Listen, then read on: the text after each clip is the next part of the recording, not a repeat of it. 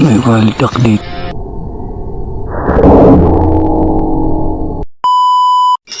Ayun, magandang hapon sa inyong lahat mga idol. So ayan, nandito tayo ngayon sa isang spot. So meron dito mga idol, tree house. Ayan, no? So subukan ko mga idol kung kaya natin pasukin yan. Eh kung ano yung view na pwede natin makita. Pero sigurado ako hindi natin magagamit yung ating bipod dyan mga idol, mahaba. Pero try natin yan. Tingnan natin tapos kung yung kaso pwede natin yan gawa ng ano, sa susunod balikan natin yan pero umaga. So siguro mas maganda umaga dyan mga idol. So, try natin pero magro-row ako ngayon. So ito sana yung spot ko na iniisip. Ayan, o. So bala ko dito banda, dito lang mataas gusto ko okay, doon banda. So kung saan ako may makita, pero kung doon maganda, doon tayo mga idol. Kung maganda yung pwesto ko doon pag pinatong natin sa bag, so doon tayo pwesto. Try natin, tas dito natin tawagin sa banda dito yung mga rowak. Ayun, lawak niyan mga idol. Ganda sa dito mag-plinking, kahit 300 meters meron to, sobra pa. Punta lang natin yun, tingnan natin yun mga idol. Oh, nandito na tayo, naakyat ko na din. Tingnan ko kasi kung ano ang kita natin. So yung kita lang natin ito, yan banda, may harang kasi ito, tapos ito yung problema, linagyan nila ng ganito. Siguro dito sila pumuputo kasi ito yung open area dito. Ayan, oh. So pwede din tayo dyan, patong natin dito yung unit, silip natin papunta dun, para may damo. Yung problema paghanap dyan mga idol din, yan, pag mag high tide na, yung pagtawid natin, kailangan mo kasi tawidin yan mga idol para makapunta ka dyan. No problema ko, iniisip ko mga idol. Pero maganda sana tong spot. Tingnan ko ang oras na, so alas 3. Tsaka delikado din yung ulap, pwedeng umulan. Kaya medyo tingnan natin kung may swerte tayo dito sa taas mga idol. Dito lang muna tayo, tapos subukan ko mailagay dyan yung decoy ko. Try ko hanapan ng paraan para may tawid ko dyan na hindi tayo na pabasa ng grabe. Pwede naman maghugas dito, yung putik lang naman. At set up ko muna yung mga gamit ko dyan, then yung decoy doon. Then try natin kung paano natin sisilipin yung mga target. Malapit lang yun mga idol, 20 lang yan.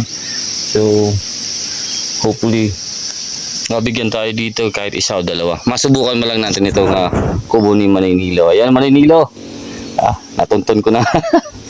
So ayan, so ikot tayo mga idol. Yung maraming rowak talaga doon banda sa may mga bundok na yan. Doon, dito hindi ko alam mga idol kung may matatawag tayo dito. Yung ito kasi mga idol yan, ano na yan, tubig na. Ayan. So dito dati yung mga wild duck, yan, nababa pag pero dun tayo nakapwesto naman sa tapat, dito naman sila nababa. So kaya dito nila ginawa ito para malapit. Tsaka maganda yung klase yung puno mga idol, na yung posisyon ng puno o yung angulo ng mga sanga niya. So binawasan lang ng kaunti mga idol, yung mga maliliit lang din, ginawa lang ng kubo. Ayun, stay tuned lang mga idol. Sana tayo mabigyan tayo dito. Hindi ko lang maabot yan mga idol. Gusto ko sanang alisin yung isang yan, hindi ko lang abot. So, tayo natin dito mga idol, kung may swerte tayo. Puntaan ko muna yung yung lupa ba, tatawirin ko lang, tingnan natin kung gaano kalalim to. Kung malalim to mga idol. Stay tuned lang. Ayan mga idol, so ito na yung kura natin. So naglagay pa rin ako nito para may harang yung unit natin. So ayan, nakaupo lang ako mga idol. So ito yung bipod na nagpapareserve tayo. So pinapareserve natin at may parating na ako. So 6 ngayong May. So yung nagpa-reserve ng June, baka maaga-aga yung dating, baka before end of May. So expected natin first week of June mga idol. So yung nagpa-reserve naman ng July, hopefully mga idol, yung nagpa-reserve ng July is papasok din po ng June end. Yan. So try natin yan mga idol. Ito subukan natin dito mga idol magtawag. So alas 3:30 na. Ah, tingnan ko lang mga idol hanggang 5:30 tayo dito. So kasi yung dadaanan natin dito dapat wala nang tao. Kasi may aso sila mga idol. Mga idol. Galit na galit yung aso kaya umiikot ako mga idol. Umiikot ako. So para pag uwi natin dito lang tayo dadaan sa malinis na daanan mga idol. Diretso lang natin to. Basta walang aso. So hindi na tayo iikot. Ayun mga idol, stay tuned lang mga idol. Sana labas na tayo dito ng mga ruwak or wish. So tayo din natin magtawag ng wish mamaya mga idol. Then subukan natin yung tikling. So yung mga spot ko titingnan ko to kung kaya kong gapangin. Ito, kaya kong dumapa dito na hindi tayo mahaharang yan. Kasi sa tingin ko kulang ng bawas yan mga idol. So ito yung spot na malinis. So yan. So yun, yung nakikita kong spot dito. Eh meron nga talaga silang spot dito na pinestuhan. Pero walang mga patungan dito mga idol na kahit saan bago ano. So, sige mga idol. Stay tuned lang sana eh. Swertin tayo ngayon. Kahit dalawa man lang mga idol.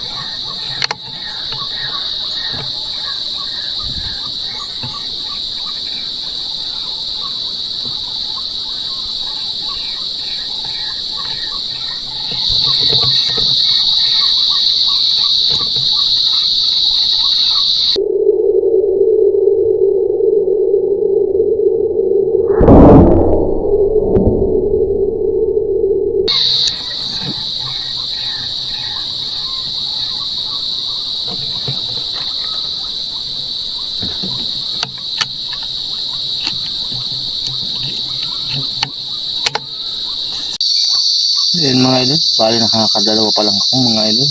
So sayang yung dapat pang pangalawa natin, yung daplis kasi yung una kong pinutukan sumabit mga idol dito sa sanga. Yung i-headshot ko sana pero siya rin mga idol yung binara natin na lumipat dito sa kabila. So nakuha pa rin natin siya pero may pumasok na dalawa. Yung una mga idol, daplis. Ang lapit kasi talaga mga idol. Parang 15 yards. Tapos yung pangalawa, yun natama natin pero medyo mababa yung patama natin. Pero bagsak na siya dito sa may alapang ko. So may tubig na mga idol. Yan. So pumasok na yung tubig dagat mga idol. Palagay ko hindi sila pupunta sa ganitong area mga idol. Wala na kasing sumasagot. Meron mang sumagot pero malalayo. Dapat dun talaga ako pumisa sa sa may palayan. Meron din kasi ako doon spot mga idol, elevated ako. Sinubukan ko lang dito mga idol, baka sakali. Pero binigyan naman tayo dalawa, pupulutin ko lang mga idol na to. Mag-aayos na ako dito, lilinis pa ako. Alisin ko na itong mga kalat natin na 448 pa lang. So 448 pa lang sana. Pero kung magliligpit ako dito, magpupulot ako noon, kakabutan tayo mga 5:30 na. So bababa ko pa ito lahat ng gamit mga idol. Tapos maglalakad pa tayo papunta doon. Baka 5:30 na, so hindi na rin siguro kung magagawa ng panibagong kuha. Dapat kaninang alas 4 sana, lumipat na ako doon sa kabila.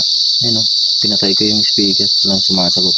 Pag meron kasi mga idol talaga na mga robot, kahit patayin mo yung speaker, may sasagot yan. So malalaman mo agad kung nandiyan pa sila. So pwede mo ulit patunogin para baka sakaling lumapit. Mostly kasi mga idol, sumisilip lang yun sa mga gilid. So mas maganda talaga yung area.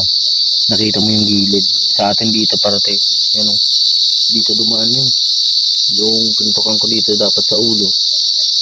Lumipad siya papunta dito. Naglakad siya papunta doon mga idol. Doon ko nadaan. So dito siya sa tapat natin yan. May tubig na yung daanan natin. Tapos yung dalawa naman galing dyan. Yan, sa daanan. Lumipad sila papunta dyan. So buti na iwan yung isa pagputok ko kasi ang lakas ng tunog mga idol pag binibira ko yan. Kasi putik yan mga idol. So parang pumuputok. So buti hindi lumipad yung isa. Ayun yung nadali natin. Pero sayang din yung isa mga idol, nalapisan lang. Nagmamadali na kasi ako mga idol. Natatago ni siya. Sayang. Anyways mga idol, yan yung setup natin. So ilang putok lang ako. 5. Ang layo nito mga idol para sa 5 putok. Ay nako. Dapat dun ako nagpwesto sa may tabi ng bundok talaga. So next time, pag babalik tayo dito, hindi na tayo papasyal dito pati. Kung hindi rin lang naman pakubo yung target natin or mga wish. Kasi yung mga wish tsaka pakubo, yan yung mga nandito sa may mga tubig. Pero itong mga rowak mga idol mo, dyan na sa magilid kasi wala mga tiklim. So, sige mga idol, stay tuned lang. Tingnan natin kung anong makukuha natin. Ayan, uwi na tayo mga idol. So, inantay-antay ko pa. Wala na talaga. So, may tubig na pala ito. So, may tubig na. Siguro lagpas na dito sa malapit na sa tuhod ko mga idol. Okay, dito tawagan ng pato. Pag matsyempo ito maganda yung high tide. So ngayong papasok na August, mataas yung tubig ng Pacific. So aabutin ito mga idol. Yan. Kaya hindi ito gagawin palay ngayon siguro. Kasi expected na nila yung aapaw yung dagat. Sana wala doon yung aso. Narinig ko may kumakahon. Pag mandun yung aso, problema natin, dito tayo, iikot dyan. So iniisip ko, dito na lang siguro ako umikot ngayon. Just in case, mahal, kasi baka mayroon pa tayong masalubong dito sa unahan. So mabigyan pa natin. So meron pa naman akong karga. Dami pa. Siguro, pag wala nang kasunod dito mga idol, uwian na. So maraming salamat mga idol. Nakuha na din natin mga idol yung ating huli. Kawawa yung yung pangit ng tama nung yung malapit dito, yung nabira natin. Ang pangit. Halos wala yung kabilang breast meat mga idol. Yan. Maganda talaga naka-side view lang. So sa ganitong klaseng unit natin, sa projectile na meron tayo, lakas ng damage, kaya maganda siyang sa hunting. Sige mga idol, yan unit natin, ito yung kura natin. Sige mga idol, may balitak dito. Yun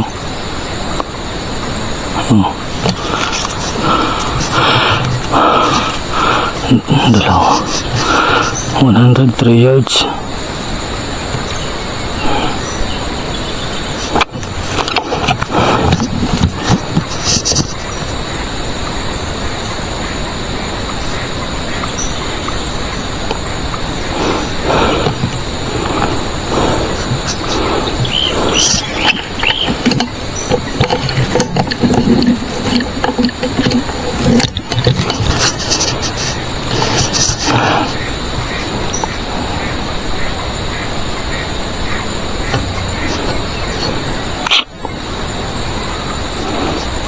Siya.